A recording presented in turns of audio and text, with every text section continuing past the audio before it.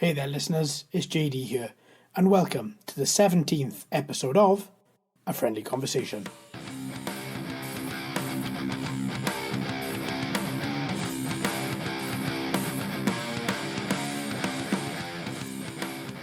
It's worth noting that this podcast contains quite bad language as well as adult themes from the off. And just before we talk about who's on today's podcast, I just want to welcome two new countries that have shown up recently in my analytics for this podcast. I want to welcome Russia and Australia. Thanks for listening, folks. Cheers for downloading. I hope you're enjoying. Today we are talking to long-term friend of mine as well as bandmate Neil Berry. He's a musician who has been perfecting his art for the best part of 30 years. He's a fantastic guitarist and a very, very good composer. Today we speak about our band, Death Pigeon, as well as all the other bands that he is in.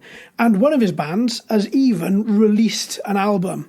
Even though we're going to be talking about the bands in today's podcast, there is even more information and links to find their albums in the description of this podcast. This conversation was recorded at the start of January 2022 over Skype. So without further ado, I hope you enjoy. Let's get straight into the episode. We're all in the land of the green. So Neil, how the devil are you, fella? Welcome to the podcast. Thank you. I'm knackered, but there we are. Well, is it because of work? No, it's because I haven't slept for 36 hours. Oh, that's silly. I know. But you know, what can you do? Sleeping, and if you can't sleep, then most definitely take up drinking. Well, I'd like to say I want to dabble with that, but I've been dabbling for a very long time. I think you want to dabble to a slightly higher rate. If I dabble to a higher rate, I'll be in fucking hospital. Yeah, don't do that then. Be me and Duff in adjoining beds. Yeah, okay, yeah, that's certainly not something you want to try then. I always find whenever I can't sleep, and I do turn to a little bit of alcohol to just slightly put me to sleep, I always tend to stop when the liver starts hurting. Yeah, it's a good time. Yeah, usually it's a bit too much then. But other than not sleeping, how are you doing? Yeah, I'm fine. It's all been very busy. Lots of things have been happening, as you know. Yeah. Silly releases and silly work for other people, and not enough generally work for our being band. Not enough work for our band. Fuck you. Come on, Mr. Man. How are the plectrums? I've done all of Slow Thing. I just need to get sent to you for the bass, right? That's all we need to do on that now. Nice. Do it. But before we move on to your other band, which is less good than ours. It's way less good. It's a fucking minnow compared to the megalodon that is Death Pigeon. Megalodon. I didn't genuinely think you were going to go along with that, so I'm quite stunned. But thank you for that. How are the pics? How are the 3D printed pics that I 3D printed for you? They're good, but they are not for me. No? Because, you know I'm quite an aggressive player. Yeah. Yeah, I destroyed 2 in an hour. Nice. But that was doing really heavy downstrokes on the 8 string, so there was not a lot of hope. Exactly. I've got some. I've got this fucking thing, which you probably can't see, like 3 mil thick. God alive, man! And I got through one of those in a gig. Wow. Well, what did I print you? 1 millimeter and 1.2. 1 mil and 1.2. Yeah. Well, yeah, they were no good then. Let me print you some 3s in ABS. 3s would be good. I'll print you some 3s and some ABS then, because I use 1.2 for my bass and ones for my guitar. And I 3D printed these little green ones that nobody listening to the audio side of the podcast can see. But I 3D printed an absolute shed load of them. And out of, I think it was about 45 I printed, I've got best part of 20 left, I think. But so far, it's I'm able to use them for about, what are we talking? What have I just recorded? I've just recorded Kings of Leon Closer. I've done Sleaford Mods, Job Seeker, which is quite apt, and in my current state. And what was the other one? I don't know. Killing Joke, Seeing Red. And excellent track. I used 2 picks 2 of these 3D printed picks for all 3 of Nice. them, and that's including all practices as well. So I'm pretty happy. But I'm gonna give it a shot in ABS instead. Give it a bit. I'll send you up some of these, which is what I normally use. Yeah, They've got halfway between a normal pick and a Jazz 3. Oh, right. And they're made of Ultex, which is like, it feels like glass. It sounds like glass when you drop it. Yeah, it's a weird material. But it's Ultex. Ultex. Yeah, it's hard as it is as hard as glass. It feels like playing with glass. They're great, and they last me a week. Really? Yeah. Wow, that is some hardcore playing. Fair play, fella. Yeah. Even if it lasted you a week. Well, as soon as the edges get gouged and chipped and stuff, you can't use them because they're not smooth on the fast playing. If you're just kind of hammering away and strumming away, then it's fine. But as soon as you go into a lead run, you just snag in the string, and so you have to move on. But they just get stuck on the mic stand. When I do a gig, I throw them into the audience to be ignored by people who don't know who I am. And they go home feeling like some throat exercise. Looks like you've got quite a point on those. You could use those as shriekers. Yeah, you could take some out with that. Yeah, well, throw them at people. Otherwise, the only useful band member in my band is not going to be there anymore. Luckily, I am feeble, and no damage will be done. To be honest, if I throw that with all my force, you'll probably go about 3 feet. Drop just shy of the edge of the stage. Good effort. Well, there's enough talk about picks. Let's talk about your other band. What is your other band? They're shit. They're not interested. It's going to be great if they ever listen to this, isn't it? Oh, they will. I'll send it to them. Nice. Well, for the uneducated such as myself, who is your other band? Which is not as good as Death Pigeon. Well, the one we're talking about, I guess, really is Dirty Snake Mouth. Yeah. Which is how does Stu describe it? He describes it as alt rock. I'd say it's more kind of country rock-esque. Yeah. It's that sort of vein. It's kind of southern rock, kind of swingy, swaggery.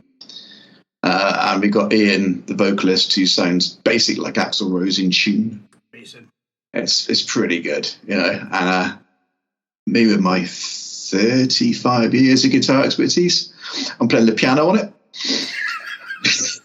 So nice. So you're not playing any guitar whatsoever in that band. You were just playing piano. I did one solo.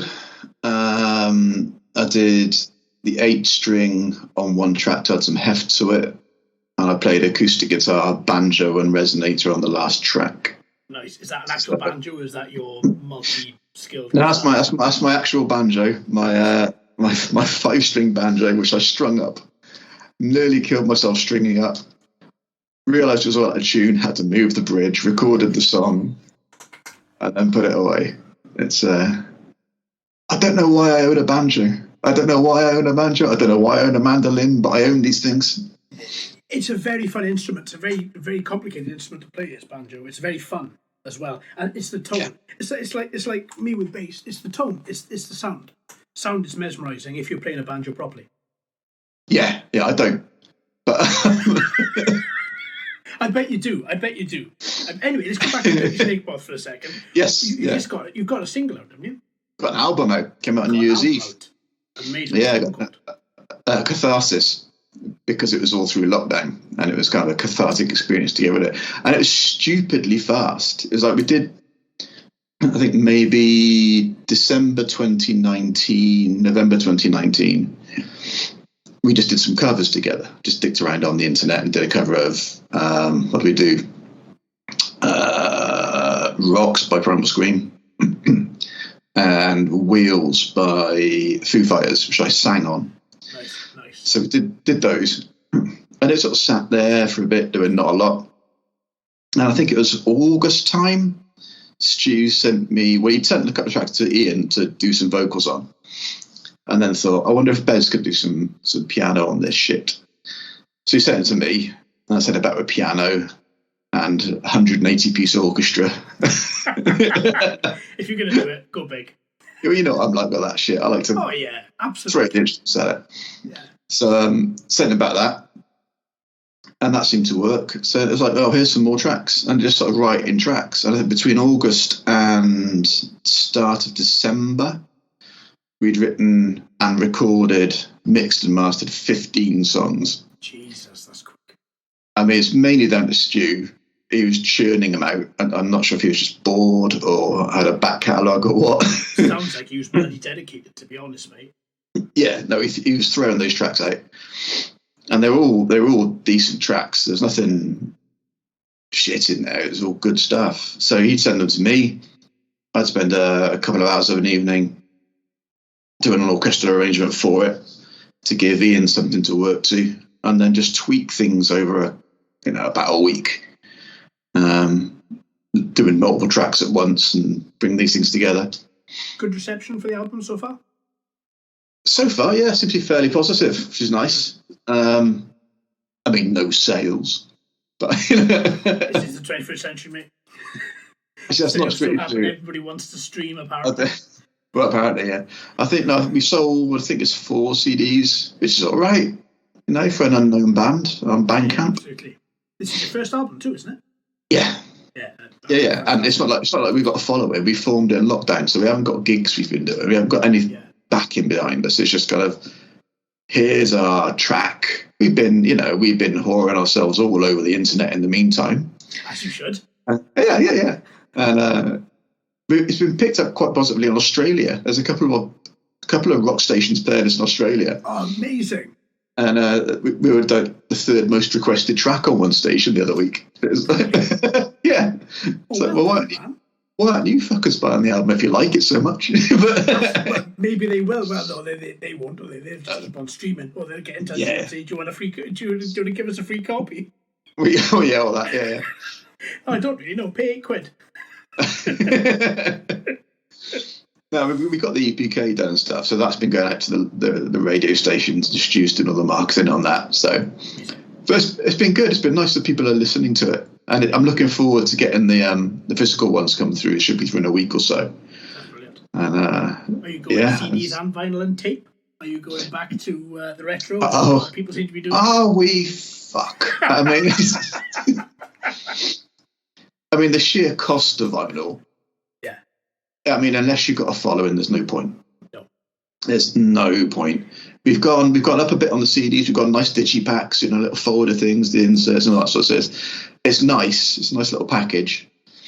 And anyone who buys it on the Bandcamp gets like a bonus acoustic track and a copy of the video and a lyric booklet, a digital booklet and all that sort of stuff.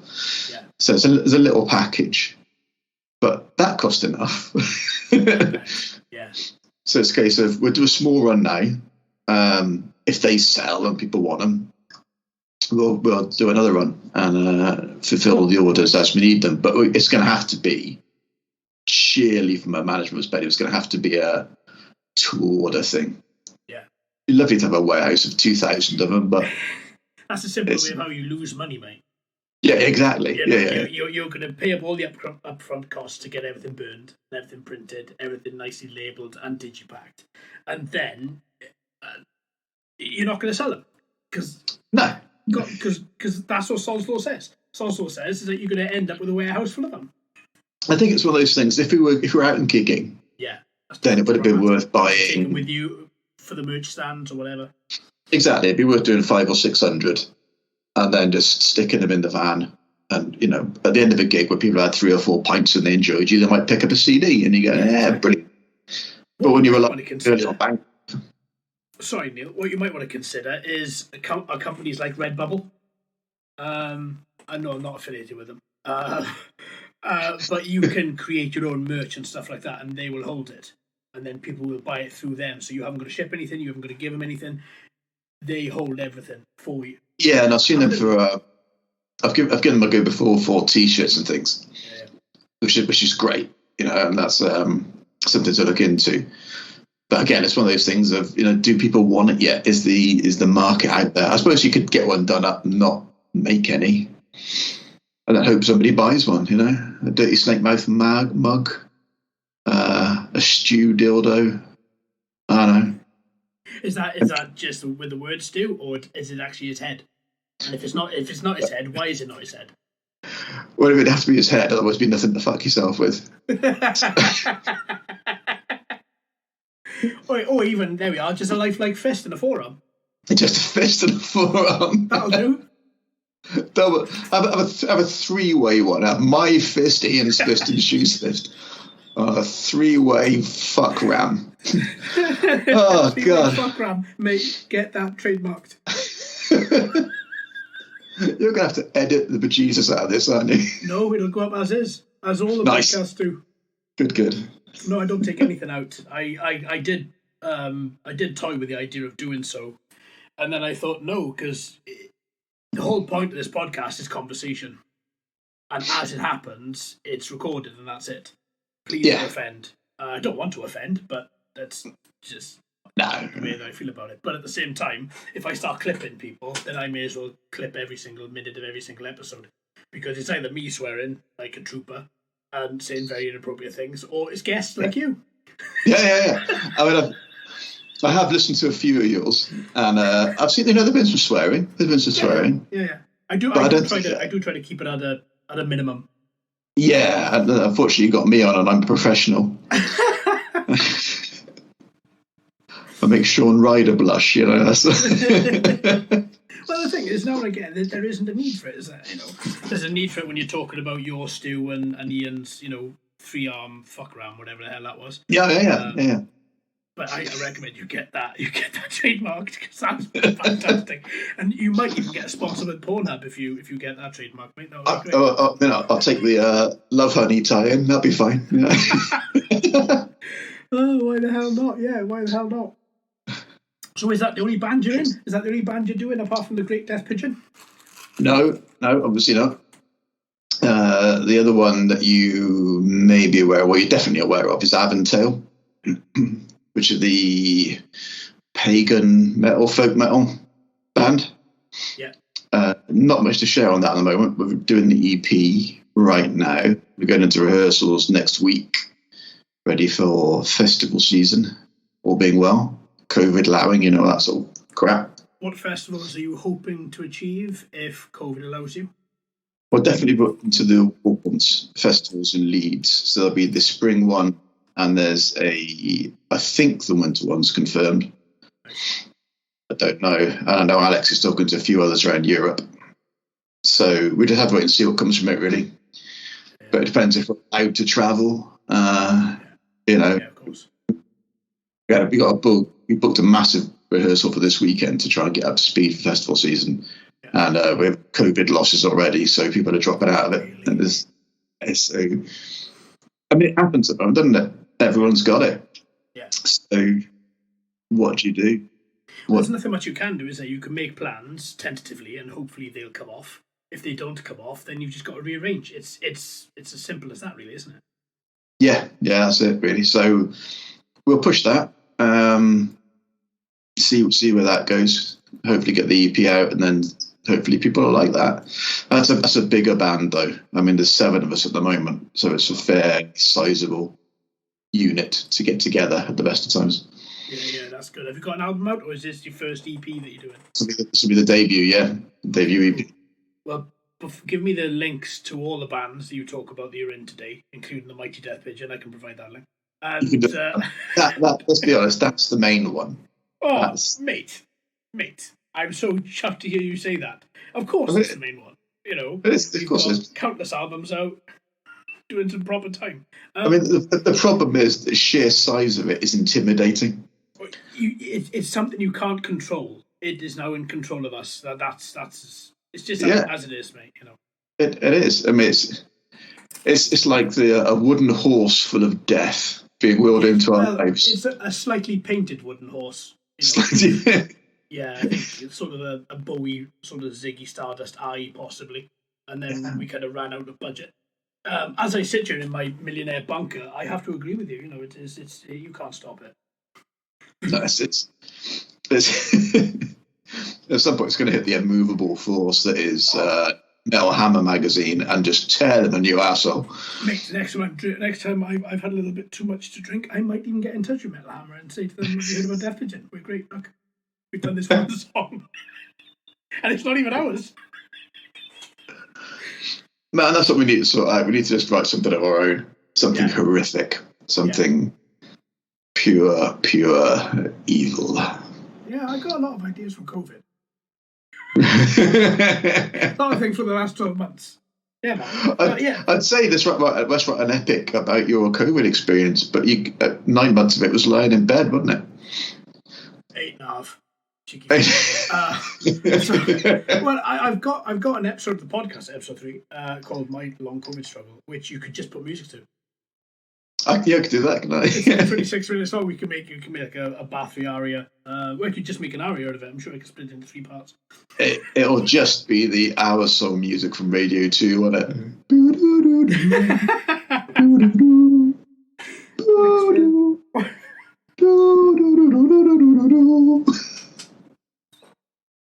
And then I got very, very ill indeed, and shut out my kidney. And my hand fell off. That was a bit of a shitter. That wasn't the COVID, that was boredom. That was just boredom. Yeah. Yeah, we have to put music to that one. We'll put music to that. I'll come up with some sort of gnarly, funky bass line. Just be like, do something with that. Do something with that. Yeah, cool. I'll do that. That'll be a concept album and a half. That'll be good. It'll just be one song, mate. It'll Well, so was My Sugar's Eye. 43 minute single track. Yeah, very true. So it'll be a kind of spoken word epic. Actually, with your voice, it'd be like Richard Burton reading War of the Worlds, wouldn't it? I mean, a bit less classy. A bit less classy. Come on, get a grip. What's wrong with you? You see this? This is more class than you've got in your little finger, pal. That's not difficult. Sponsor me. They won't. Of course, plus it's a Santa camp. Just, we've gone past Christmas now.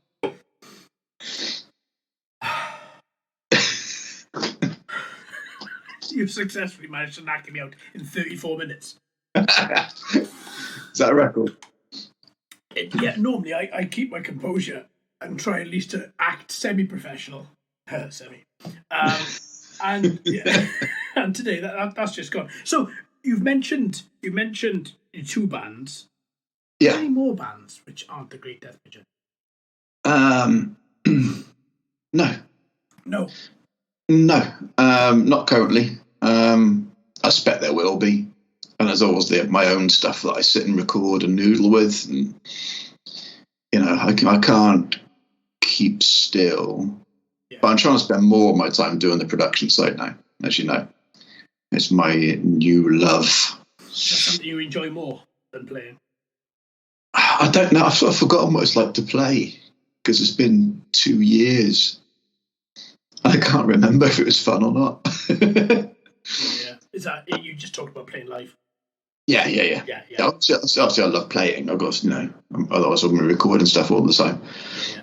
Really enjoying working on the production stuff at the minute for other people and sort of seeing what you can do with it. Yeah. Making it. You are very good at it, mate. You are very good at it. I'm not just blowing smoke up your ass because I won't do that with you. You are very good at it. When you mixed and mastered that one cover that we did, The Great Death Pigeon. I should have called it that, shouldn't we? We should have called it The Great Death Pigeon. Damn, it's a bit too long. It doesn't need it. Doesn't need any more embiggening. It's already it's big for the world. You haven't seen my logo for it. It's terrific. Fuck. It is. It's amazing. It's on par. It's going to be as iconic as Guns N' Roses logo. It's going to be. Is that iconic? Their logo. That's well known, isn't it? So's herpes. Well, yeah. Nobody knows the logo to herpes though. They just know they do. Usage and the smell. Anyway, what are we talking about, mate? I don't know. Mate. Where were we?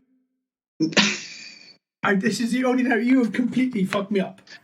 Oh, sorry. We were talking about production and producing the Death Pigeon track. That's right, yeah. Which was Woods of Ypres.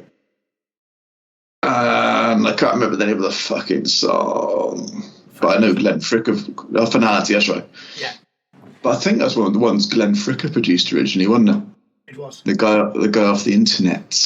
He's a very angry man. Have you noticed? I haven't. You should just check out his YouTube channel. It's he's so angry about everything. Yeah. Does he have a right to be angry? I don't know. I mean, you look at him and you assume so. I mean, it is. I listened to Woods 5 the other day, the old album again. Oh, such an amazing album. Absolutely first-class album. I don't know if you've ever listened to it from beginning to end. Not for a while, but it's his voice. It's his voice that does it. It's just, it's fantastic. Yeah, fantastic. Absolutely. And I think we did it justice by having no vocals, and I played a 4-string bass instead of 5. But I didn't have a 5-string at the time, and I do now, and I've been playing it a few times on the 4-string. No vocals isn't strictly true, is it? No vocals isn't strictly true. We both tried to sing it. Yeah, we did. I wasn't going to say that. We both tried. You did a much better job of it. I had a harmonies with him. or just made it sound absolutely horrific. And I would get slaughtered because people love Woods of Ypres. I love Woods of Ypres. But people would have attacked me like a fox attacking a badger. No, they wouldn't. They wouldn't. Not when they saw the video of you dancing while singing it. Yeah.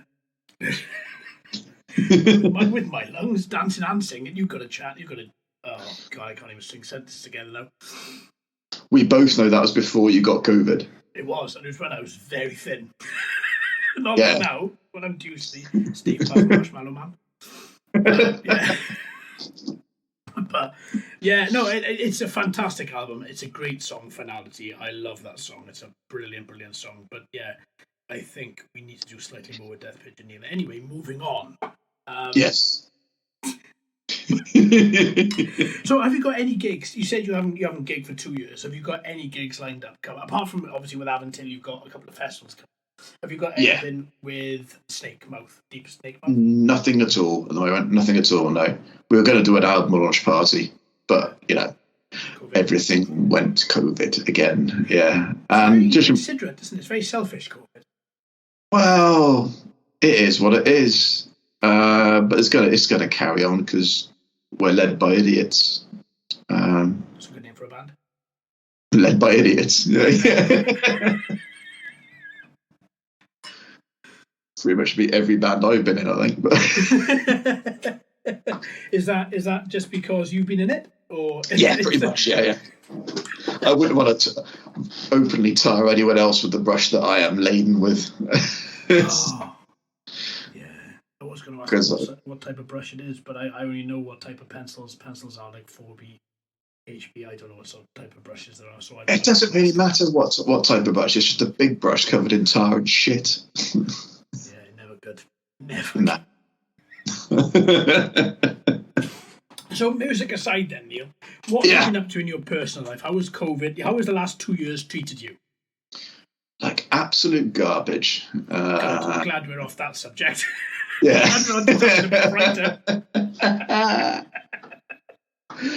No, you know what it's like with me. You know, I've had my struggles anyway, my old mental health, and being locked inside on your own for 2 years doesn't help that. No, not at all. But luckily I joined Death Pigeon, and that solved your life turned around then. Complete turnaround. And then I didn't get in touch with you for almost a year because I almost died. So I mean that slowed things down as well. Yeah. Some might say that was ultimately the thing that did slow everything down. It did kind of put the brakes on slightly. It didn't apply them fully, but it just sort of feathered the breakage a little bit. It was still moving. Actually stopped. It was barely perceptible movement, but it was moving. Well, yeah.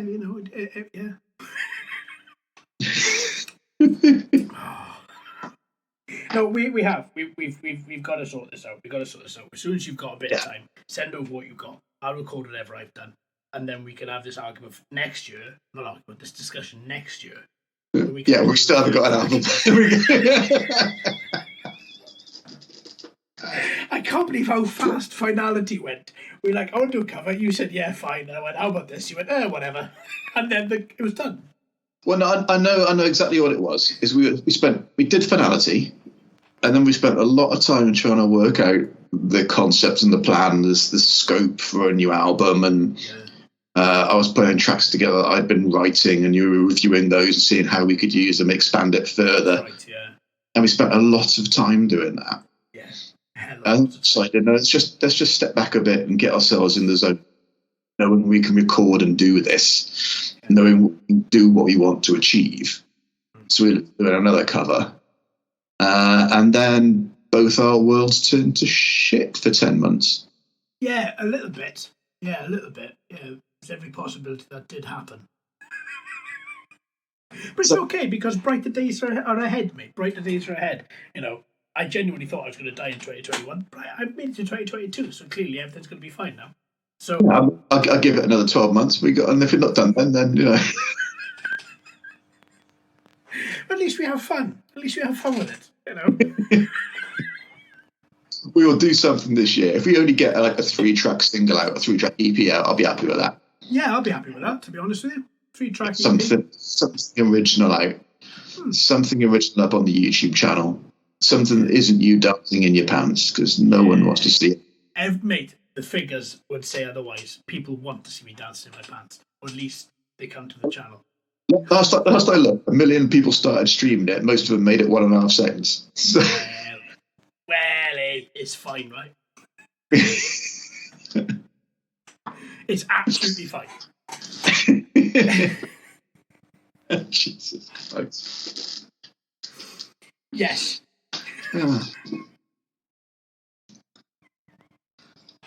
I should apologise to all your listeners, because there's no content in this, is there, anymore? Oh, there is. Well, it was. It started off with a lot of content, and then it just kind of waned. I think at this minute, Mark, nobody's listening anyway.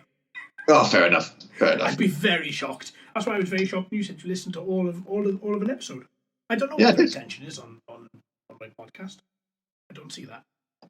No, I've listened to all of a couple of them. So, all the way through. Amazing. Congratulations. I should give you a medal, actually, for doing that. In fact, I might. When the next year I'll 3D print you a medal. There we are. Well done. In fact, I'll 3D print 2. I'll 3D print 1, which is congratulations on being in the best band ever. Yeah. And then I will do another one. That's congratulations, you made it all the way through an episode of the podcast. Have you 3D printed a massive Death Pigeon logo yet? No, I haven't actually. I 3D printed a plague mask, which is in front of me. If I can reach it without knocking stuff over. Where the hell did that go? Oh, it's that. Oh, hang on. A bit of a stretch. There we are. Yeah. Nice. Nice. Obviously, it's not meant to fit on a face, because otherwise it's... I mean, yeah, that's... I'll tell you what that would fit on, though. Oh, yeah, well, that's why I printed it for that. I thought I'd print it for that, because then I thought at least I'd be safe and I wouldn't get COVID when I went out again, So this is a second band I'm in getting a Love Honey endorsement. Yeah, the Victorian plague mask. That'd be great. Why not? Why the hell not? Death Pigeon plugs. That's what we want. Let's worry about your other band and the three-fisted fit. The fuck around is sorted now. I just got to send it off as a design concept. Yeah, that's it. I'm going to have to definitely put on a very explicit warning for this episode. Normally I just say it's explicit, yes. I was going to behave. I'm so tired. That's okay, I am as well, mate. It's absolutely fine. You've done a whole day's work today, haven't you? Fair play to you. Mm-hmm. I have, yes. Yes. Well done. And I'm getting annoyed at my samples, my orchestra samples. I'm not getting annoyed at them. They've done an update, which is brilliant, and it sounds amazing. Good.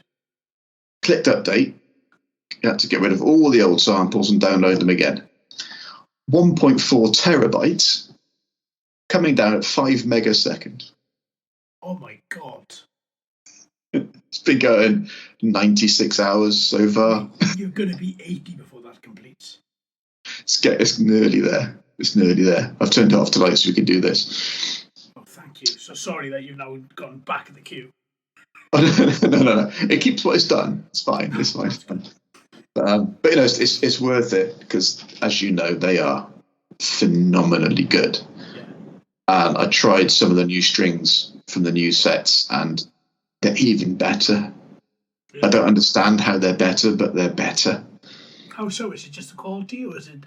Have they recorded the instruments differently for the samples, or? There's a whole load of different mics, different room mics, so you get a proper symphonic sound. There's slurring and legato works properly now. So if you're on a violin and you go to two different notes and you want it to slur or slide up to the next note, it does it. It properly slides. And you can control the string you're playing on. So instead of just the nearest one, you can all the notes been sampled on all the strings. So if you want something specific, you can have it. It's insane. It did mean the strings only were 460 gigabytes. Jesus. It's 200 gig of brass, 200 gig of woodwind, and yeah, it's mental. That's excellent, though, isn't it? Because at the end of the day, those packs are these packs, or are these actually from Cubase? No, these are from East West, and I'll give them a shout out because they are phenomenal. Soundsonline.com. The company is East West Audio, and it's what they can do. I don't understand how they do it. You know, you've got choirs. You can program your own words in, and the choir sings it. It's. Oh, that's what we were talking about ages ago, wasn't it? When we were with, to mention it yet again, the Mighty Death Pigeon. You were saying that you could program keys to do that. Yeah, it's so clever what you can do with that stuff. Yeah, it's phenomenal. You can. The word's pretty much right there. You don't need if you can program keys to sound like people sing it, then literally you don't need anybody else, do you? Really? No, I mean I wouldn't put it in. Backing. I wouldn't put it in just as a vocal, but yeah, as for backing. For backing, yeah.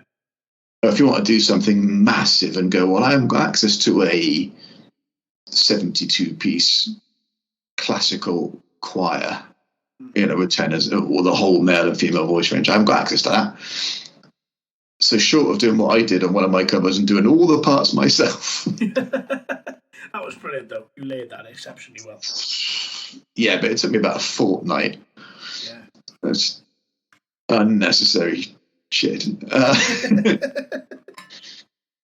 So yeah, it's great for stuff like that, and I think they're fantastic. Yeah. So even if you just want a piano sound, but if I got a nice little keyboard, I want some pianos. Their Bosendorfer piano is just fantastic, worth the money, absolutely worth the money. It's a lot of money. Yeah, that's in the Ghostwriter pack, Stephen Wilson Ghostwriter pack. And we both know how much we love that sample, don't we? Yeah, absolutely. Yeah. If it's the same company that does, as you said, then yeah, brilliant. Can't read them. That pack for me, that Ghostwriter pack, is the perfect storm because it's East West, so the quality's right up there, and it's done by Stephen Wilson. So it doesn't get better, really. yeah, absolutely.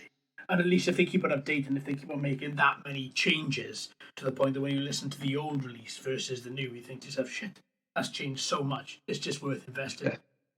Oh, yeah. Absolutely, 100%. So I'm sure you're going to be using that a lot over the next couple of months. Well, forever now. I use it on nearly everything in some way or other. It'll be all over Death Pigeon, obviously. Yeah. Because orchestral, grime, thrash metal, blackened grime thrash. What are we now? It is along those lines, isn't it? It's kind of blackened doom. Blackened doom, because doom wasn't black enough. We had to blacken it some more. Yeah, that's exactly the plan. We took doom, we drowned it in a tar pit, dug up the fossils. Yeah. That's it. Yeah. What you have left is blackened doom. Really, I'm trying to think of something quite intelligent. Then I couldn't. Blackened It does make me want to buy a 9-string now, though. Well, let's just carry on with the 8 for the second.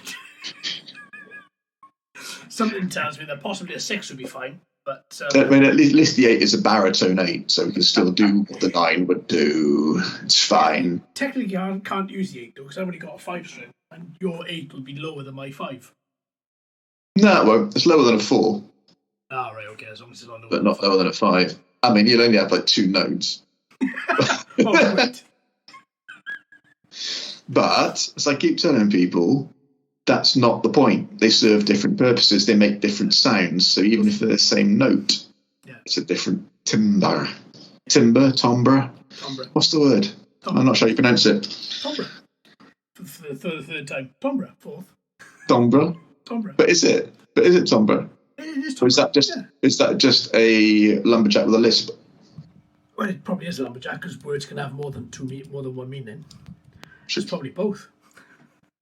Or is it even timbre? Well, some might say that, but I haven't got a tambourine, so it can't be. That's true. Use it. No, I think it is timbre. I'm gonna. What's his face? What's the Adam fella on the internet? Adam Buxton. No, the musical guy. Doesn't matter. I'll email him, ask him how to pronounce it. He'll know. Yeah. Or 12 tone. He'll tell us. Yeah. 12 tone, I'll know. Yeah, I'm pretty sure, to be fair, it is timbre. Timbre. Well, we've found 35 different pronunciations in the last 4 minutes, so. Yeah, it is probably worthwhile checking which one. Doesn't matter, does it? No, not at all. Doesn't matter. Let's just move on with our lives. Life is far too short to run out to say that one word. Which is going to sound different in everybody's accent anyway. I'm going to be completely honest with you. Whenever I've written musical scores, read musical scores, there's been this term. It means, follow on to, blend into. And I've always said it as segue. And I only found out last year it's segue. And I felt like such a twat. Well, has anybody ever pulled you up on it? I've never said it to anyone. I've just seen. That's probably the point. I've only ever seen it written down. I've only ever seen it on scores. I've written it myself on scores so that people know what it's doing. I've never said it out loud. And then I found out and went, oh yeah, that makes sense. It actually makes sense when you look at the word and the language it's come from. Yeah. Well, here's something to say. As you just said that to yourself. Segue. You wouldn't have had to have said it to anyone. You could have kept it to yourself and nobody would have known. I know, but it's just interesting, these words. You find out what they mean. Mate, you've heard me speak, I get everything wrong. Yeah. I bet you mispronounce your own name. Yeah, well, that's hit and miss sometimes. I mean, if you're on the phone to somebody and somebody says, can you say your name? You go, yeah, John. John? Yeah, John. John. And then you end up saying it 3 or 4 times to somebody, John. And they say back to you, it's John? Yeah, John. And then by the time you finish saying it, you've said it 3 or 4 times to somebody. They're listening for the H. Listening for the H. It's John. Yeah, I'm not going to start saying or that. Or John.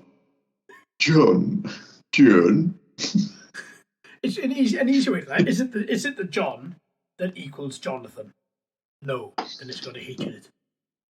Yeah, unless it still is because you're weird. I've never come across one.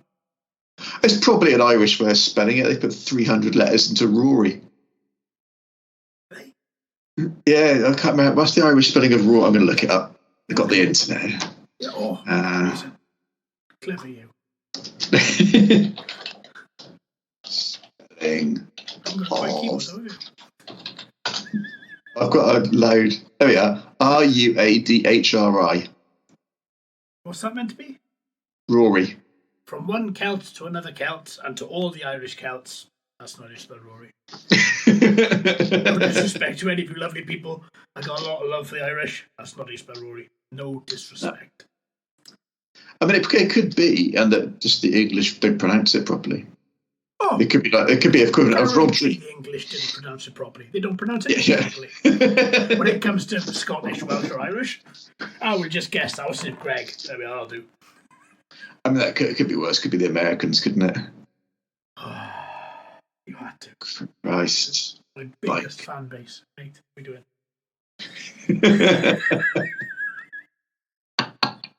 The biggest fan base. Yes. We've got 2 listeners. No, a lot. Oh, all Americans know that they can't pronounce words properly.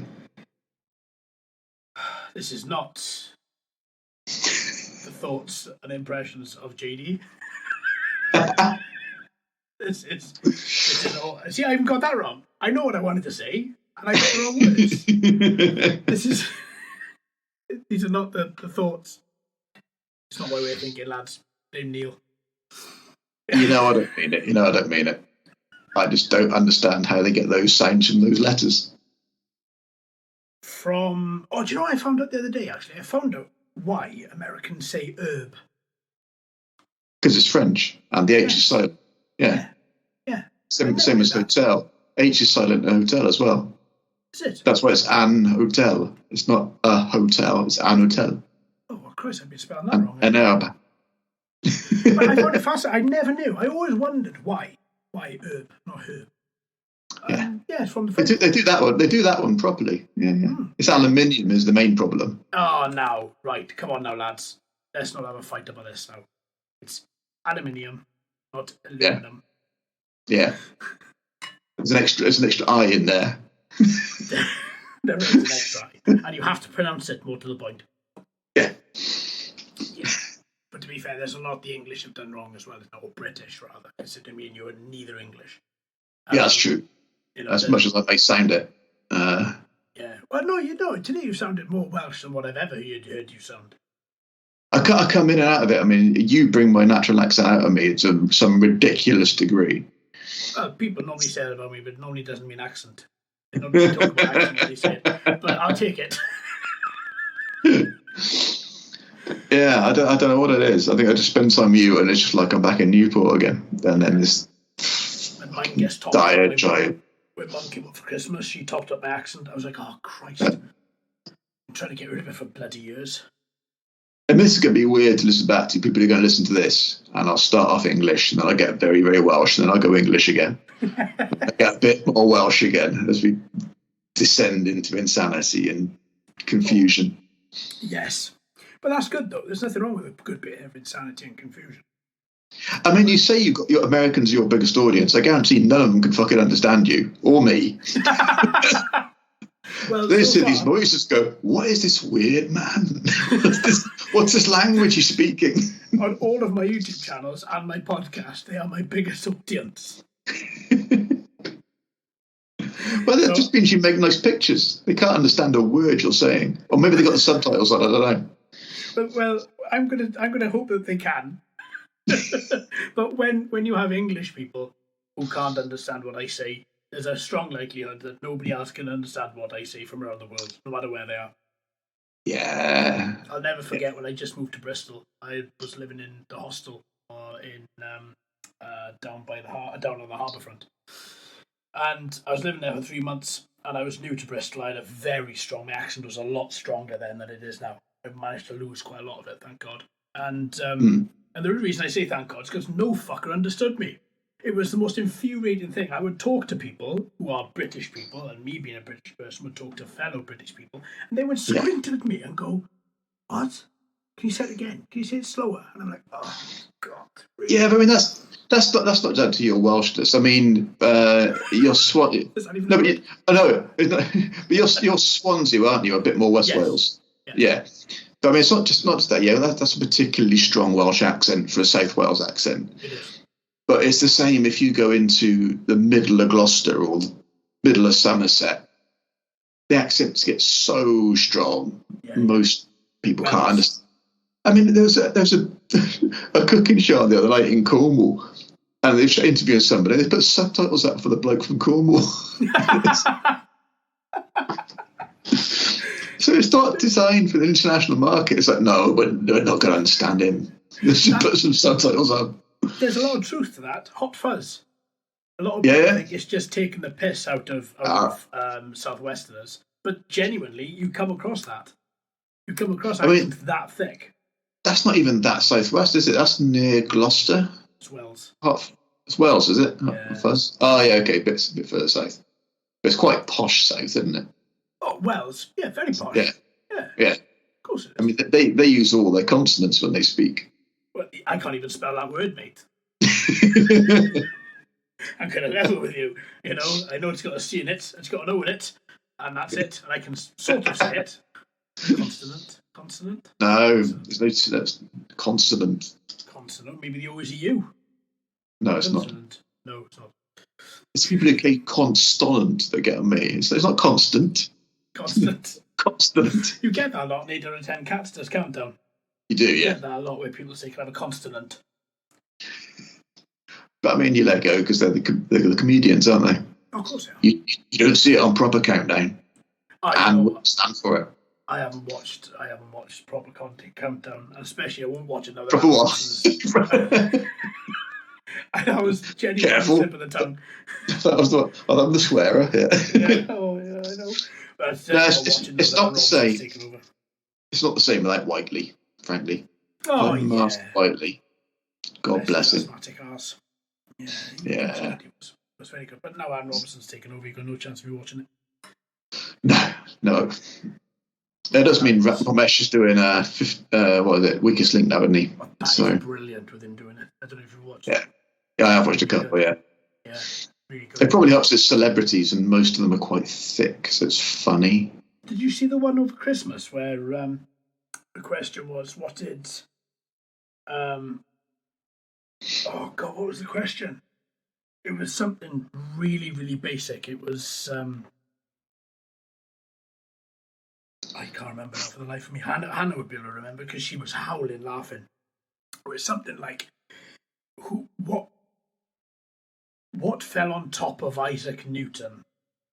Oh yeah. Or what force? What fell, given the idea of the theory of gravity, wasn't it? Yeah, that one. Yes. And I can't remember what she said fell, but it was the most preposterous thing that she said. It was. Oh, she's going to do my head in now. It was. She basically replied with the question.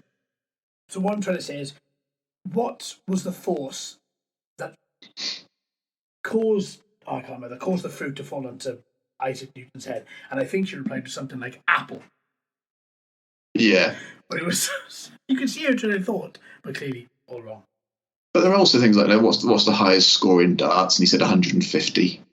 180, isn't it? Yeah. 3 treble 20s is quite easy to work out. Not if you don't know maths. If you don't know maths, you shouldn't be playing darts. Yeah, that's a good point. Well, as long as you can hit the dartboard, maths is immaterial, really. It's still quite a big important part of it. If you've got a Casio calculator watch, which are making a comeback. Have you seen that? I haven't, no. I'd get one. Casio watches and Casio calculator watches making a comeback. And the TV changes watches. Oh, okay. Making a comeback, mate. So I'd get one if I were you, because why not? Well, you've got nothing else to blow your money on. Bought every guitar known to man. Buy one. I haven't bought every guitar known to man. I have not yet bought a White Falcon, but I will. Nice. I will. Yeah, so Casio watches. So yeah, grab one of those as well. But Ramesh Ranganathan as on The Weakest Link is very good. Yeah, he's good. Yeah, I do approve of him. And it's quite weird. I met him. I don't know if I told you this. I met him in the London Underground. I think I told you, because I think I've told everybody. No, don't remember that. Very, very, very nice guy. Very tall. Yeah. Very tall. Towered over me. I mean, that's... Just shut your face. How about we just move on from that without you saying anything? Doesn't really need anything, that, does it? Really? You can't line that up as some kind of unusual thing that happened. Mate, I'm slightly above average at 5'10". Slightly above. You're 5'10"? Yeah. 5'10"? Yeah. 5'10"? Yes. 5 inches and 10/16, is that? No, you cheeky shit.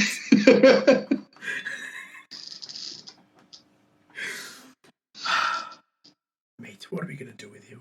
Angus Young looks down on you. What's he? 5'4"? He's about 4'11", I think. He's a tiny little man. Yeah, well, it's all the jumping, all bouncing on one leg, isn't it? It's going to make him smaller. But only on one side. Put the other That's thing all down. doesn't he? It goes down on the left and up on the right. That's how walking works, yeah. Yeah, I mean Angus Young is tiny, but there are a lot of rock stars that are tiny. He's not just No, Ronnie James Dio was barely came up to your ankles, did he? Well, he's still taller than Danny Filth. Was he really? I don't know. I don't think so. Actually, do you know what? I'm going to Google this. You Google that. They're quiet keyboard. They say how quiet your keyboard is. Hang on, computer's off. Give me a minute. Oh, haven't shown you the next thing. Talking about retro. I know Luke said to you, are you going to get any tapes? So I decided to model. I needed a desk tidy. All my screwdrivers are all over the place. All my pens are all over the place. Everything is all over the place. And I thought to myself, I can't have this. This is really untidy and really messy. So I thought I would create myself a desk tidy. Okay. Are you ready for this now? I'm not sure. Because this is... A lot of people would call this retro. I wouldn't, because I still fucking own one. How about a VHS? Yes, that's right. A VHS cassette tape styled desk tidy. That's really blurry. You should have done a proper one. It's really blurry because I got blur on. But yeah, it's a VHS. Yeah, let me turn off the blur for a second because you've just given me a load of shit for no reason. Let me just turn that off there. There we go, look. Right, so we can now see the state of my room. Look at that. Yeah. Very nice. Very nice. Yeah. 4 compartments for your pens and for your pencils. That's really smooth past the mic as well, by the way. That's good. It was, wasn't it? No problem. I haven't got a problem with depth perception at all. It's absolutely fine. That's why I wear glasses. That's why I haven't got my glasses on. So what was I going to Google? My computer's on now. What was I going to Google? You got to Google the heights of Ronnie James Dio, Angus Young, and Danny Filth, and see who's the shortest. I think Danny Filth is. I think he's 5'4.5". I think. And I know quite a bit about Mr. Filth. So Ronnie James Dio was 1.63 meters. What's that? What's that in old money? This is in proper money. Yeah. I mean. So I can do that. I can do that on the phone converter. I've asked what it's in feet, and it still gives me meters. So can you be my feet converter? I'll be your foot converter. There we go. You convert my feet. 5'3". Yeah. Okay. Hang on. There's a website, celebheights.com. It was 5'3". Right. So. Actually, shout out that website. They haven't got a search bar. Why have you not got a search bar? Sort your life out. Did you say 1.63 meters? 1.63 meters. Yeah, that's 5.3 feet. So that's that's a third of a foot. It's 5'4". Oh, right, okay. Yeah. So celebheights.com had it totally wrong by 1 foot. No, not by 1 inch. Christ. By 1 inch. What's the next one? Angus Young. Angus Young, yeah. Okay, good. Mate. Now. 123. What do you reckon? I reckon Angus Young is... I think he's going to be 1 meter 42. Oh, it's so close, but still. He's 157, mate. 157. So that's going to be about 5'2", isn't it? 5.1 feet. So 0.1. What's 0.1 of a foot? It's less than 5'1". That's basically 5 foot dead, isn't it? Okay, 5 foot, right. Let's see if we've got anything here. Oh, there we go. Angus and Malcolm Young. Angus is 5'2", and Malcolm is 5'3". Okay. Pretty short, fellas. Yeah, absolutely. And now we end up with Danny or Filth. Wow. Okay, go for it. What do you reckon? Meters. Danny Filth. Now, is this official height, or Danny says he's how tall he is? He hasn't got his boots on with his height. Oh, that's going to knock 3 feet off, isn't it? Don't be nasty to my hero. One of them. Danny, if you are listening, I love you really. So what do you reckon? Danny, what's he going to be? I think he's going to be slightly short, so I'm going to go 159. Oh, you're so close. He's 165. He's 165. See, he's the tallest of all of them. He's the tallest of all of them. By 2 centimetres. Wow. Well, this podcast has definitely put a nail in the coffin to be ever talking to him. He's already called you a twat. Well, what do you want? Oh, he did, man. He did in 2015 when I saw exactly. him. He pointed at me and called me a twat. I've never been happier. Never been happier. Who else? Okay, so you've done... What about LeBron James? LeBron James? He's not short at all. He's massive. No, he's 2 meters and 6. Yeah, that's a problem. The problem is I didn't know who he was. He just came up with this, so I thought, yeah, let's click on him. You don't know who LeBron James is? One of the most famous basketball players. Well... Was he basketball? LeBron James? Basketball, yeah. Well done. Christ, I wasn't sure there for a minute. For a minute, I thought, oh no, he was baseball, wasn't he? Pure panic. You're like, oh shit. Uh-oh. Well, that's only because if I got that wrong, Ryan would tear my spleen out. Would he? No. Oh. He'd be very disappointed in me. Does he like basketball, Mr. Ryan? He's a big Yankophile. Is he really? Yeah. Oh, it's always the quiet ones, isn't it? Yeah. It's because he can't pronounce words. Oh, bless him.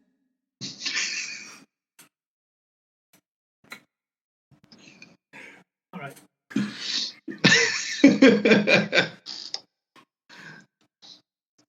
That's not true. Which other rockers and metalheads do you want to know their height of? I reckon Bon Jovi's incredibly short. Mate, I would love it if he came up at like 4'10". Oh, mate. Right, meters, what do you reckon? I reckon he's going to be 5'6". So what's that, 170? Huh? Oh, that's the closest you've been so far. Yeah. It's 175. 175. Is he? Fuck. Is he? Bollocks. So that's in his platforms. He's 5'9", apparently. He's an inch shorter than I am. Still don't believe you. No one believes you. What? No one believes you. The Welsh Danny DeVito that you are. I told you, 5'10". And that is with feet off. No. Feet off. That's it. Oh, God. I had so many high hopes for this podcast. I'm sorry. With my shoes off, socks off, being measured in the doctor's office. Okay. I think they get it wrong, though. Because I've been called everything in the doctor's office from 5'11" to 6'1". Don't kill my dreams. And I am just shy of 6 foot, very just shy of 6 foot. Depends when they measure you. Were you lying down at the time? Were you being hung by your feet at the time? No, Jesus Christ. I had my shoes off, hanging from the ceiling. No. You're 5'10", Mr. Davis. I am 5'10". My watch even says the same because it measures my arm. I measured my fucking arm. If you measured arms, stick one on Jimmy Page, you'd be 9'4". I really dislike that. I love Jimmy Page. Yeah, it measures the distance from the floor to your ankle. It takes into consideration your arm. From the floor to your ankle. From your ankle. Did I say ankle? You did. Oh God, it's not going well. Which are the metalheads? Metalhead. Short. Who's going to be a surprisingly short metalhead? Who do we think? I mean, Kirk Hammett's 3'2", isn't he? I don't know what Kirk is. No, I've seen a picture of him with James Hetfield, and he doesn't come up to Het's shoulders. He's 5'7.5". Is he? What's Hetfield then? Like 6'2" or something? That's what I'm just wondering. Is it James Hetfield? Yeah. James Hetfield's 185, which is 6'1.25". Yeah, I guess it's one of it. And then Danny must be 6'3" then, taller again. Cliff Burt was 6'2". Cliff Burt was a big fella, yeah. Jason Newsted, what do you reckon? Jason Newsted's massive. He's 6'3", 6'4". He's a big boy. He's not at all. Is he not? Not according to this, he's not. Jason Newsted. Height in feet. Come on. It's 175 meters. That makes him That's 5'9" again, isn't it? 5'9", yeah. I don't believe that for a minute. What about Lars? Because I think with all the heat that Lars has had over the years, I think he's shrunk. So I reckon he's 166. I think he's taller than you think, Lars. He's not massive. 5'7" with a 140-pound frame. He's 140 pounds. That's like saying I'm 6 stone.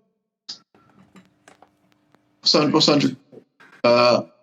That's 10 stone, isn't it? 140 pounds. Yeah. And he's only a wee fella. He is, to be fair. I think that's correct. Rob though, Mr. Trulio. Rob Trio. 175 meters. He's a big guy. 175? That's 5'9" again. Is it? Yeah. Oh, you keep reading at the same measurement. Is this website just one measurement and a lot of names? This is just Google it. Maybe they should pay their taxes and then that should be. Oh yeah, he is. No, 175 is tall. 185 is James Hetfield. 160. Oh god, I'm confused as shit now. 5'9". What? Yes. Yeah, I don't think that's right. No, at all. Because on stage he looks large. Not that I've ever shared a stage with.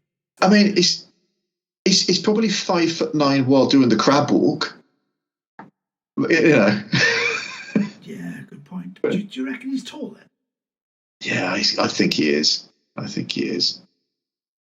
don't know. I've seen him on stage with Ozzy, and he's a lot taller than Ozzy. Yeah, but Ozzy's like 4'2". Ozzy Osbourne. It's going to cut now. He's 175. 178. 178. There's no way Ozzy's taller than Robert Trio. No way. There we are. So apparently Ozzy is 5'11", so he's taller than me. Yeah.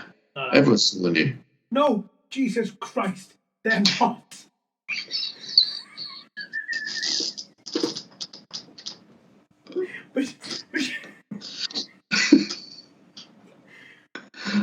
So I found a button now. Fuck. Right. Which are the metalheads? This is just now a game of how tall a metalhead. Well, it is. Yeah. Oh, Dave Mustaine. Mustaine. Yeah, he's just a bit shorter than Hetfield. Comes in at 183, so he's just over 6 foot. He's a big boy then, isn't he? Yeah. He is. Oh, let's do somebody who seems to think he's really tall. David Drammond. Oh right, okay, yeah. He likes to posture around like he's Kong, doesn't he? 169. That's quite short, isn't it? That's 5'7", 5'8". 5'7", yeah. And 67 kilograms. No. 67 kilos. Yeah. Does he? Shadow. Does he fuck? Yeah, 67 kilos for breakfast. That. Exactly. Yeah, that doesn't make sense at all. There we are. Jonathan Davis, apparently. He's a tall guy. From Corn. Yeah, he is. He's a big fella. 6'2". What's he going to be? Apparently. He's 6. Yeah, that makes sense. Wow. I was surprised when I saw them live. Because I expected him to be this dumpy little fella, Danny Fields figure, this Dio figure. Yeah. And he strode out like some fucking Tolkienian warrior. It's like, duh. And of course, because he plays the bagpipes as well. Yeah. It's a hell of an image. I think all the boys in Corn are quite tall. Yeah. You can't tell with Fieldy, he's always been double. Yeah.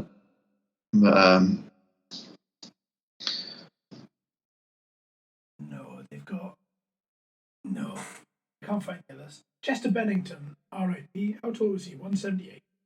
So yeah. Oh, I thought Flea. Flea's tiny, isn't he? Oh yeah. Oh, bless He's a him. wee fella. One of your base compatriots. 160. Oh, 185. Oh, he's quite tall then.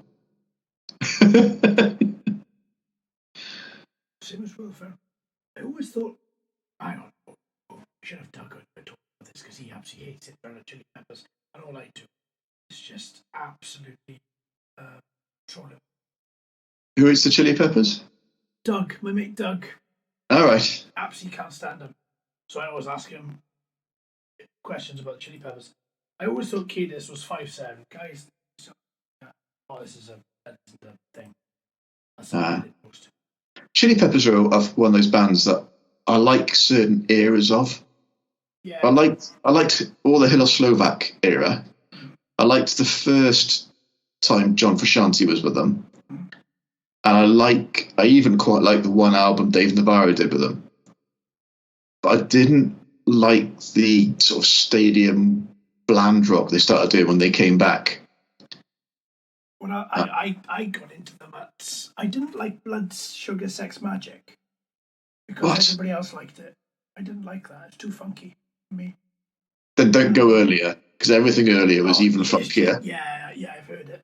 I think my favourite one, and I come under a lot of flack for this, and I got a feeling as soon as I say I'm going to come under a lot of flack from you as well. It's Californication. Right. Oh, it's a lot of people's favourite one. It's a lot of people's favourite one. Album. Very, very well written, with some very good music on it. But it wasn't a Chili Peppers album. I can see how other fans would say that, looking at the back catalog. If you look at it as a sudden turn of direction, it was going from funk to we want something that's going to sell millions of records on the radio, rather than doing what they do. And it was a very deliberate ploy, and it wasn't very subtly done. Well, it was almost like the Offspring, right, with Americana. Because Offspring had Smash and all the albums that predated that, which was punk, post-punk, hardcore punk, and then they came up with Americana, which was pop-punk. Yeah, it was pop-punk, but if you listen to it, it still sounds like the Offspring. It sounds like the Offspring, yes. It's still the same tone. Whereas Californication doesn't sound like the Chili Peppers. If you put another singer on it, you wouldn't know that was a Chili Peppers record. I don't think. Yeah, good. But I don't know, Road Tripping might do. Road Tripping maybe. But the rest of them... I'm not thinking of Road Tripping, am I? I'm thinking of the lyrics of Road Tripping with my two favourite allies. Oh, God, what's the song? We got snacks and we got some eyes. Let's go to my head now. I don't know then. Doug is going to be shouting at this episode going... I genuinely thought it was called Road Tripping when you said it, and but I don't really like the album, so... It is Road Tripping, yeah. Okay. It is. I don't know, I was thinking of Road Tripping, but with... I was thinking of Road Tripping, but with the music, the Scar Tissue. And it was Road Tripping I was thinking of, yes, so yeah. Okay. God, this is insane. Yeah, okay, yeah. No, okay, fair enough. I mean, Road Tripping, yeah, maybe. Other side, no, probably not. Californication, definitely not. No. No, I think their earlier stuff was very funk, wasn't it? It was funk first. Yeah, it was, and that's what I loved. That's what I got into with them. And that album came out, and of course I rushed out and bought it because it's a new Chili Peppers album. Went out and bought it, and it was kind of pre-singles still because it came out in the UK before the singles came to the UK, didn't it? Yeah. Or before I'd heard the singles from it. Rushed out and bought it, put it on, and went, not what I wanted. But there we are. It's not the first band that's done that to me. Won't be the last. Bands do that, don't they? I mean, I don't know whether you would class it as selling out. I suppose no way you would. But there are various bands that have done that. And some other bands have done. They've had 4 or 5 amazing albums in their original style. Then they've changed, say 3 or 4, and then they've gone back. See, I don't mind a band changing style at all. I'm all for that. I think if you make an artist do what the fans expect, you're hindering the artist. So the Manics, I used to adore the Manic Street Preachers back in the early days. Back when the first 3 albums, I still think are masterpieces. Yeah. And they're just fantastic. And then it got a little bit more radio friendly with Design for Life. Still a good album, though. Very good album. Still a very good album. Still strongly Richie lyrics, and it was, really good. Then they went a bit off the boil for me, and it wasn't that they were changing their sound. It's just they were doing... became bland. Well, I think they were just trying something else, and it wasn't for me.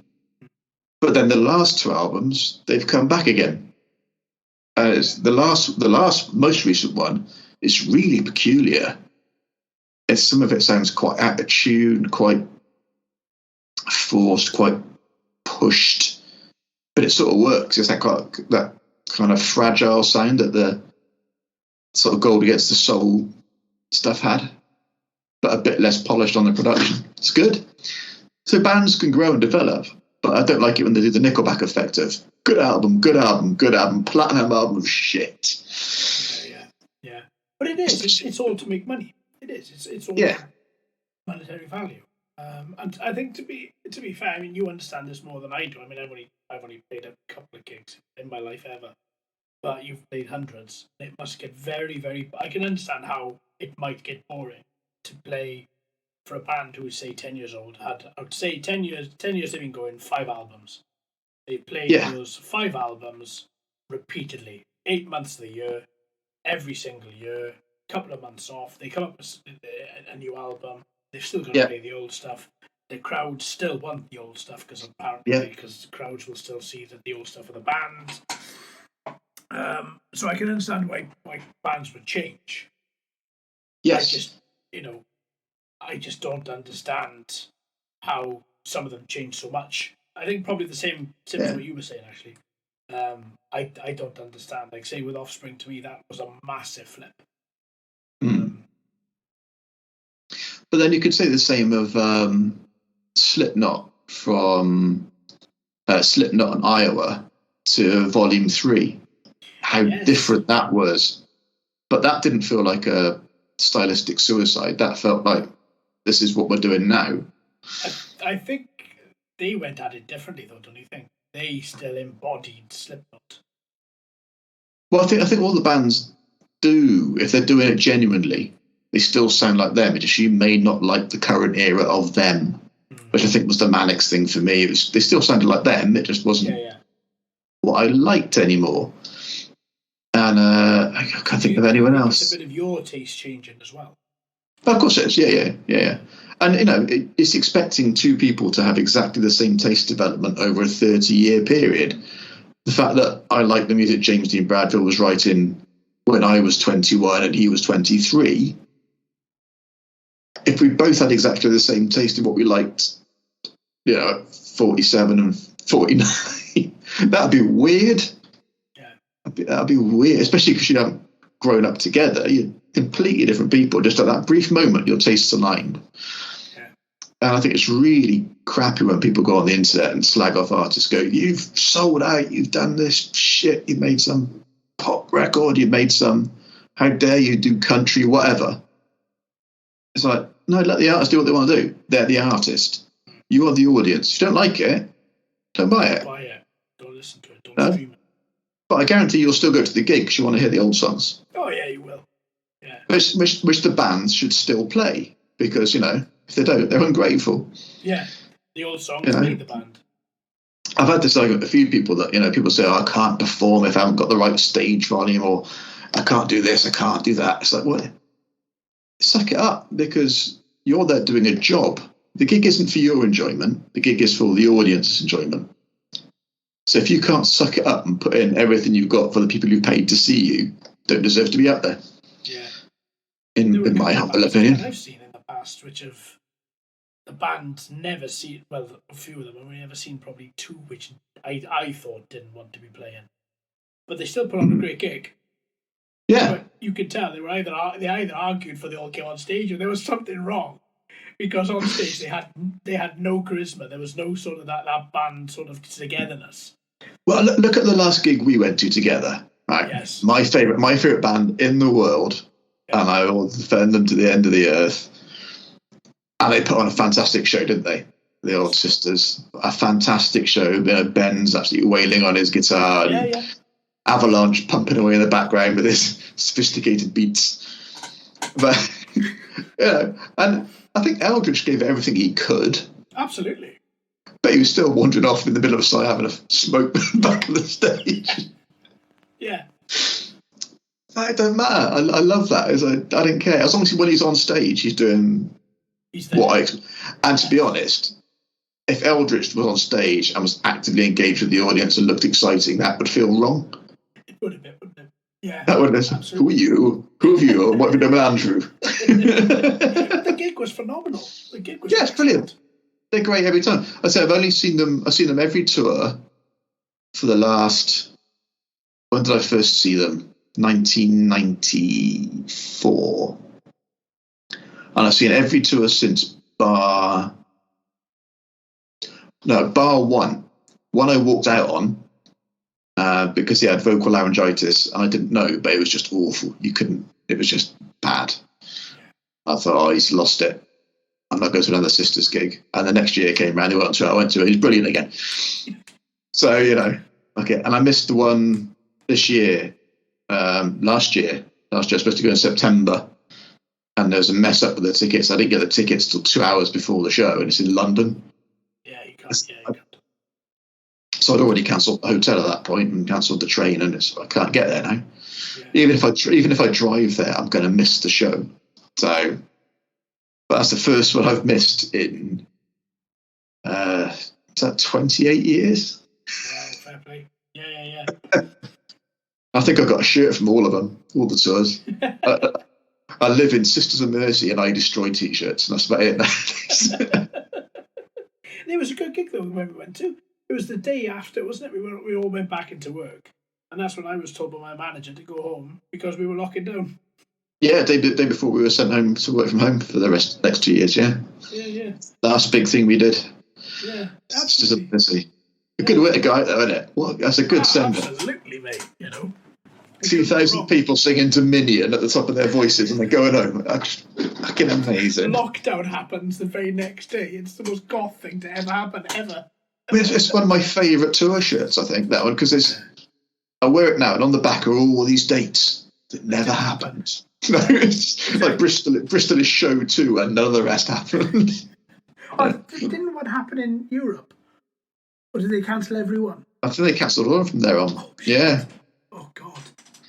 Because it was it's just, we got lucky. I mean, if they'd done the gig on the Monday in Bristol, we wouldn't have seen it because it was on the Sunday. That's right, yeah. We got to go to it. Which I remember moaning to as we were standing in the queue going, this is such a weird time to fucking see a band on a Sunday. It's like, Jesus Christ, this is so weird. I like Sunday night gigs. I'll tell you what I like Sunday night gigs is because you're still pumped on Monday morning where you normally feel like shit. Yeah. You get a Monday morning, I guarantee you got up on Monday morning and you popped on that Sister shirt you bought the night before, and then you went, well, I did wear it, didn't I? I took it in my bag. Yeah. When I finished cycling into work, I had a shower and I put the Sister. I remember because you texted me and said, don't wear yours. And then I was sent home. So, oh, sorry, Neil, you could have worn yours. It didn't matter. I've got 27 other ones. Yeah, I mean, that was a great gig, that was. I really had fun with that one. I mean, I've got a gig I'm really looking forward to is Rammstein in Cardiff. I've had the tickets now for almost 3 years, I think. The same, I'm just looking forward to Ozzy with Judas Priest, but that's been postponed now to June 2023. Mate, I'm sorry to say I doubt that's going to go ahead. It's not going to happen. But I think I've got those tickets. They've now been sat on my shelf for 4.5 years because they arrived like the week after I bought them. And I bought them a year in advance of the first show. Shit. So 5 and a bit years I've had them on the shelf by the time that one comes around. And assuming, God willing, Ozzy's still able to perform it. With the Parkinson's, who knows? But it's just that it's because he was doing it with Zach Wilde, and the fact that it's Priest with a support act, it's sort of like it's just something you want to see. It's going to be a great night. Yeah. I mean, I know that one. The O2 London is what I go to. I'm going to two. I've got the O2 in London and Manchester Arena as well. Nice. Because I thought, fuck it, he'll be dead long enough after those. I want to see Ozzy again. Before he cooks it. And I know he can't sing as well as he used to anymore. If he ever could. I don't care. It's one of those, those artists you don't care that they're a bit shit. Yeah. Doesn't matter. I know his band is fantastic. I know Judas Priest still sounds amazing. I know Rob Halford still sounds amazing. So that's all good. Yeah. So that's all going to be great. And Ozzy's going to be Ozzy. And that's what you pay for. Yeah, of course. Not for all the right notes. You pay for Ozzy. Yeah, exactly. He is a cult legend, and Sharon just won't let him come off stage. Oh, he does a lot less than he used to, doesn't he? Of course he does. He didn't turn up to many of those before. No, it's true. Well, even when he did, he didn't know what state he was going to turn in, and he turned up to us. I've seen him in fantastic form a couple of times. Both Black Sabbath farewell tours. He was on amazing form. Well, the first one was the end of festival, so that was Ozfest 2001 at Milton Keynes. That would have been the one that Cradle of Filth played at as well, then. Cradle of Filth, that was the first UK tour for Soulfly, I think. Wow, was it? They played that one as well. And that was the one that when Drowning Pool first came to the UK as well. Oh, shit. Yeah. I mean, it was a hell of a lineup. I think Tool played that day as well. Christ. It's a good lineup. Yeah, and they had the way that Ozfest used to be set up was you had two stages side by side rather than huge. I mean, it was a Milton Keynes Bowl. So one band would be playing while the next one was setting up. There was no gap between bands. Wow. It was just like an announcement of who's next, and boom, off they went. That would have been amazing. It was incredible. It was only one day, but I think there was as many bands in one day as was a whole weekend of download now. See, if they did festivals like that, I'd go. I don't want to stay over on festivals because I don't want to interact with any of the people. I just want to go not anymore. See the band and fuck off. That's it. Yeah. If festivals went back to a day, I'd be more than happy to go to festivals. I mean, that's why I like the Hyde Park ones because they're not sold as a weekend ticket. You buy the ticket for the day you want, and there's a stage at each end of the park, and you just walk from end to end. And yes, a bit more classic rock. But I saw Tom Petty about 2 months before he died. Which is so I'd always wanted to see Tom Petty. He hadn't been to the UK for like 17 years. It was like I'm going, and I'm paying for the upgrade to go in the circle, and so seeing that was absolutely fantastic. And then Stevie Nicks was the support act. So if you want a bit of classic rock, that's up there, isn't it? Yeah, absolutely. So who else was there? Who else was there? Lumineers were there. Whitesnake? No. It's much more gentle than that. I can't remember. This year it's Pearl Jam are doing 2 nights there. And I'd like to go to that if I can get a ticket for it, but I think they've gone now. And I think Elton John is doing a night as well. I think you missed the word Sir. Sir Elton John. But I take the piss, but I've really grown to love Elton over the last 3 years. He's got some amazing songs, mate. I've always known he had amazing songs. I think when I was sort of mid-teens, I got into Elton for a little bit. Yeah. And then I went and became a metalhead. And it was like, I can't listen to Elton anymore. I do metal now. Off we go. All I do now is fucking marrow. But so the last 3 years or so, I think I watched the Rocket Man movie. Have you seen that yet? No. Watch that. It's superb. It's his biopic, but it's entirely done as a stupidly flamboyant rock opera. He suddenly goes from a 12-year-old boy to Taron Egerton dancing in a flamingo outfit. It's fucking insane, but it's brilliant. And it doesn't. It's not like Bohemian Rhapsody, which sort of whitewashed over all the bits they didn't really want you to see. Because he's been involved in that film, it's kind of like, yeah, this happened, and I'm not proud of it. But I got into that and listened to some of the songs on there, and then really dove into the back catalogue, and my God, man. Brilliant. My God, that's an amazing songwriter. Yeah, it is absolutely incredible. Yeah, I wish. Can't sing. Sorry? Can't sing anymore. But again, oh, mate, how long has it been going? 50 years? Well, yeah, and he blew his voice out. He had surgery on his throat in the 80s, and so that lowered his voice by an octave or something. So, but who cares? He's Elton John. He wrote some of the best music that's ever been written. Absolutely. Where was he? Wasn't he meant to be playing soon? He's meant to be at Ashton Gate, wasn't he, as well? It was meant to be close, yeah. I remember seeing it, and I think to myself, oh, should I go? That'd be a really good night, but it's just all the people put me off. Yeah, people put me off as well. Yeah. But missing, I just can't wait for gigs to kick off properly and for bands to be able to tour and not tour as they do it now, which is start and then 2 weeks in stop and then start again and then when the band gets ill and then cancel. Yeah. I've missed it so much, and really can't wait to get back to gigs, restaurants, the theatre, all that stuff. Missed it all. Yeah, it's going to be good. It's going to be good. I have enjoyed going back out a little bit, going to the pub and this, that, and the other. But still, it still feels so wrong. You still feel as if you're doing something wrong.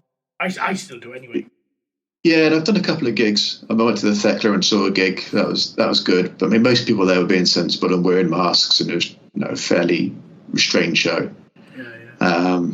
I went to see some friends perform at the Exchange. It's like I was on limited tickets in the Exchange, but they stuck it in the Exchange. Have you been to the basement of the Exchange? No. Did you know there was a basement to the Exchange? No, not at all. About the size of the old IT office. Really? But they crammed like 40 people in it. It's like a band at the end. Love it. That's what I love about the Exchange. I love not the basement, but the normal Exchange room. That's what I love about it. I've seen some colossally amazing bands. Last one I saw there was Wheel, which is a Swedish band that sound exactly the same as Tool. And their support act was the old, I think from the first or the second generation of Ghost, was the Nameless Ghouls. Right, yeah. Masked and playing and whatever. It was a bit pop punky. But that's right. It's like, oh well, because they still had their ghost symbols on their guitar straps. Okay, cool. I'm fine with that. I mean, for all the imagery and pomposity, Ghost are basically Kiss too, aren't they? Yeah, of course they are.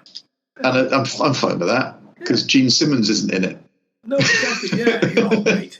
I watched a Kiss video the other day. It came up on YouTube and said, "Do you want to watch this back from 2020? I think it was, or like 2019. I think it was 2021. Actually, it was new." And I watched it. Oh God! Oh, they just look awful. I was tempted to extend my stay in Ukraine when I was over there because the day after I flew back, they were playing the stadium next to the hotel I was in. No. And there were still tickets. Oh, should I stay in the Ukraine one more night? I mean, there weren't many, and that's the old Olympic Stadium. It wasn't small. Yeah. Are they still managing to sell out stadiums? Yeah, of course they are. Yeah, absolutely. Because I think when Kiss went, I used to love Kiss. I mean, I still love Detroit Rock City, the film and the song. I used to love Kiss. I loved the imagery. I loved everything about it. It was just, it was over the top. It was flamboyant. It was insane. It was very, very rock to me when I was growing up. But then I wasn't aware of all their merchandising. And where I lost it with them is when they just went, do you know what? Let's just badge Kiss on everything. Yeah. But they did that from the start, and he's never tried to hide it. Oh no! I mean, I'm not a big Kiss fan. It's just one of those things. I thought I should probably see Kiss. Well, you need to see them. Yeah. It's like Springsteen. I'm not really a Springsteen fan, but I will probably go and see him on the next tour he does in the UK because Springsteen, isn't it? Springsteen. Well, the same reason I hate Eric Clapton, the person, but I'd go and see him in a gig. I wouldn't see him again. Really? No, I mean, I was a huge Eric Clapton fan. He's why I play guitar. When I play blues stuff, I've been told I still sound him. You can still hear him in my playing. Huge influence on me. And I saw him at the Cream reunion, and he was absolutely on fire. The man was playing better than I'd ever seen him play before, and I'd been amazed every time I'd seen him before. Albert Hall residencies and stuff, and he was just... I mean, it helped that Jack Bruce and Ginger Baker were there, and it was just phenomenal, absolute fire. Big names, yeah. Yeah, and then I saw him a few years later at the O2 with a friend of mine who'd never seen him before, and it was the most boring show of guitar work I've ever seen. He looked bored, his playing was boring, his playing wasn't exciting, it was all the slow versions of his songs, so you'd get into the big numbers, he'd do the unplugged versions of them, not the big version, and it's like, Was he ill? Did he have anything wrong with him? No, he's just bored and old and angry now, isn't he? But the support was Jeff Beck, who's older than him, and Jeff Beck came out and tore the roof off. So before Clapton came out, Jeff Beck had been out and just showed everybody how you play a guitar. Amazing. And then Eric came out and did this boring 2-hour set. But then Jeff Beck joined him on stage for the last 2 songs. And then Eric played. As soon as there's somebody on stage who's just running rings around him, he stepped his game up, and he can still do it. You just can't be fucking arsed anymore. That's awful. Yeah, that's really sad when people do that. And and then he does anti-lockdown songs with Van Morrison, so fuck him. Yeah, well, this is what I said. I don't like the guy. I used to think he was phenomenal, and then when he started doing the anti-lockdown shit and God knows what else, turned into like a very weak Morrissey. I thought to myself, yeah, no time for you anymore, buddy. I mean, I still listen to the old stuff because I do. I'm a very strong believer in separating the art from the artist, unless they do something incomprehensible. I suppose you've got to a certain extent. The one band that you can't do that with is Lost Prophets for obvious reasons. Yeah, and a few others for the same sort of thing. Yeah. I mean, it's getting more and more difficult to listen to Marilyn Manson.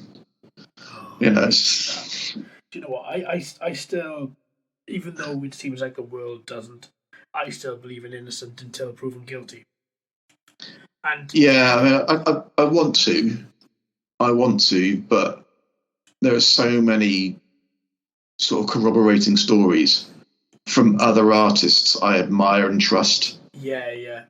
I mean, Trent Reznor doesn't lay into people for the fun of it. He's such a laid-back guy nowadays, ordinarily, and the same as Twiggy. Twiggy doesn't open his mouth and doesn't slag people off. No. When he did that interview, and I can't remember when this was, I think when Twiggy first left Marilyn Manson, and he didn't divulge everything, but I think there was one expose that he said why he left, and it was his behaviour, it was everything else, and I just thought to myself, oh, really? Is that just for the cameras? Is that just to keep the Marilyn Manson sort of, I don't think it is, because John 5 had the same stories. Because John 5 doesn't drink either, so he's remembered all that stuff with a very clear mind. Didn't Gingerfish do the same as well? Didn't he say the same as well? I think they all did to a point. I can't remember what they said, but I remember shocked when I read it. I mean, that band was Piggy D, Gingerfish, and John 5 basically became Rob Zombie's band at that point, didn't they? Just all left. Moved over. Yeah. And they're still there after 15 years, 20 years. Yes. Yeah. I still like Marilyn Manson's music. I love Mechanical Animals. I don't think whatever happens, I don't think I will be able to stop listening to Mechanical Animals, because that is such a good album. I know what you mean, because a lot of those albums meant a lot to me when I was younger. And that's the connection I've got. Yeah, I mean, especially, for me it was more Hollywood. Yeah, right, okay. That just changed the way I looked at a lot of music. Yeah. So it's embedded in my soul. But at the same time now that he is such a fuck. I don't understand, more than anything, I don't understand why artists do it or why anybody does it. Right? Look what they got. Just take Marilyn Manson as an example. I idolised Brian growing up. I learned that he was a journalist, and he would play to his audiences, he would sell out stadiums. The guy and he was fucking brilliant in the Wonder Years. He was phenomenal. Yes. Sorry, I was thinking of all his live gigs he did around the Mechanical Animals time.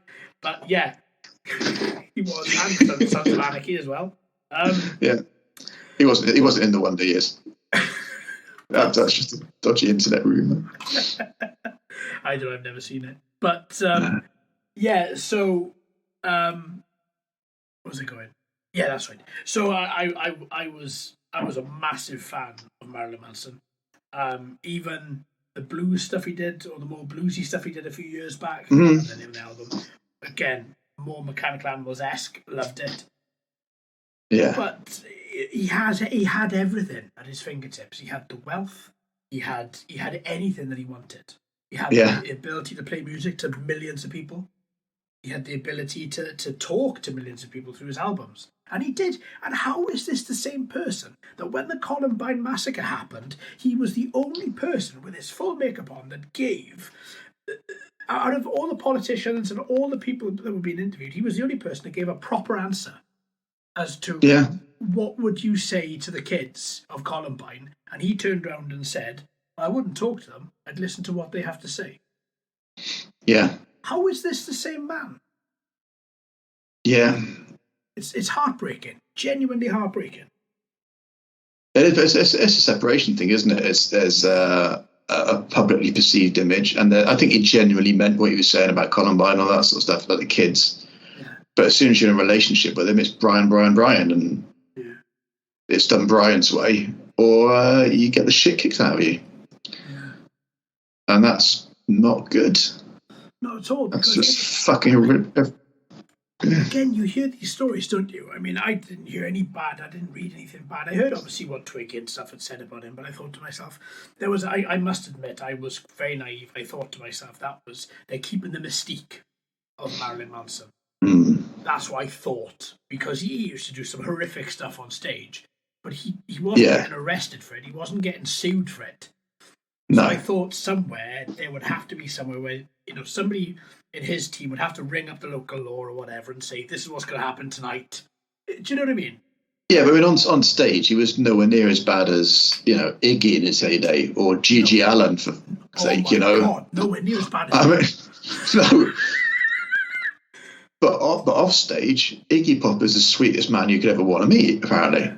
For all accounts, he's just the loveliest guy. I've just read Dave Grohl's autobiography, and there's a bit in there where he ends up just playing drums for Iggy because he happens to be playing the same venue that night. Amazing. When he was a kid, he was just out of, just out of Nirvana. No, he wasn't even in Nirvana at that point. He was in Scream or something. Pre-Nevermind. Pre-Nirvana. Yeah. Oh wow. And him and his bassist were dragged up on stage to play with Iggy because Iggy was doing a press launch that afternoon, and they were booked in the evening to play the venue in the evening, but had to be there early to set up before Iggy's press thing happened. Yeah. So he said, I need a drummer. And they dragged Dave out of the van. And they said, do you want a bassist? You know one? Amazing. So you hear the story that Iggy's a lovely bloke. And I don't get the same impression about Gigi Allen. He was a very, very deeply disturbed man. But, he only seemed to inflict that on himself outside the scatological nonsense. Well, yes, of course. He used to, do all that to throw it into the crowd and whatever. But I mean, you went to a Gigi Allen gig knowing what you were getting into. Oh, you went there fully aware. Yeah. Fully aware, but everybody from... This is what I don't understand. I don't understand when the flip happened with Marilyn Manson, with Brian. Because everything you'd ever read, everybody was always singing his praises. It was always, he's such a nice guy, he's so nice, he's this, he's that. He came across so well-spoken as well in all of his interviews. Again, as you say, I think it is, you're right, it's a separation thing. But then, was it when his parents got ill or his parents died? And then he seemed to be drinking a lot more, didn't he? I don't know whether that's the time that they're talking about or if it was pre that. I don't know. It seems like it goes way back. It seems like it goes way back before that. And it's sad because I want to like Marilyn Manson's music still, but I find it difficult to listen to if I happen to hear it now. Because of that association. I certainly don't put it on anymore. I don't go, I'm going to put some Marilyn Manson on. No, I don't do it. Whereas my Lost Prophet CDs, all the time. No, fucking Christ, no. I mean, I just deeply understand when that happens. I don't know. I haven't read any of the accounts if there's been any new ones over the past 6 months. I haven't read any of them. I'm aware of the original ones. I don't know what's really happening with that. I haven't been keeping up with any news, to be fair. No, it seems to have gone pretty quiet, but we'll find out when there's something to find out, I guess. Yeah, exactly. Yeah, it'll be blasted across all newspapers, won't it? And internet channels and stuff. But yeah, I suppose that brings us to an end. Such a cheery fucking end. So yeah, I would write this up. Go buy my album. Go buy the three-fisted fuck ram, and download all the Death Pigeon stuff. Death pigeon. There we have it, listeners. Another episode of the podcast done and dusted. If you haven't heard our other episodes, we have plenty on A Friendly Conversation. You'll find them in your favourite podcast app and or on our website, afriendlyconversation.co.uk. Please don't forget, if you haven't already, to subscribe and follow this podcast. And also leave a little review. Just let us know what you think about it. Thank you once again to everybody that has listened, and I shall see you on another episode of A Friendly Conversation.